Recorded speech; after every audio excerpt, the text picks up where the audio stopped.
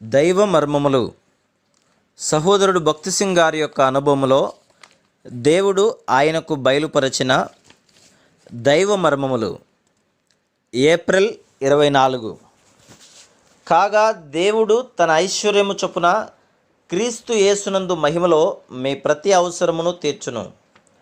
ఫిలిప్పి 4:19. నేను సిక్కు మతస్థునిగానున్నప్పుడు దేవుడు చాలా దూరములో ఉన్నాడనుకుంటుని, కానీ దేవుడు చాలా సమీపంలో ఉన్నాడని ఇప్పుడు నేను చెప్పగలను. ఆయన జీవము నాలో నా ద్వారా ప్రవహించుచున్నదని చెప్పగలను. ప్రతి విశ్వాసి ఎడల దేవుడు ఒక ఏర్పాటును కలిగి ఉన్నాడు. నా నిమిత్తం ఇతరులెవరునూ ఏ ఏర్పాటును చేయజాలరు. దేవుడే నన్ను పిలిచిననియు దేవుడే తన ఏర్పాటు ప్రకారం నన్ను నడిపించుననియు చెప్పగలను. నీ నిమిత్తము దేవుని ఏర్పాటేమిటో నీవు తెలుసుకుంటివా? సంతోషంతో ఇది నా పరిచర్య అని నీవు చెప్పగలవా?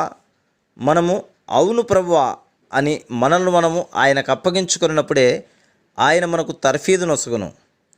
శ్రమల ద్వారా తీసుకుని వెళ్ళును, విజయమునిచ్చును. నా ప్రారంభ జీవితం ఒక ఆశ్చర్య కార్యము. నాలో ఏ తలాంతో లేదు. ఎన్నో కొదువలు కలిగిన వాడను, కానీ ఆయన కృపచే ఒక సంగతి ఎరుగుదును. నేను ఆయన ఏర్పాటులోనున్నాను.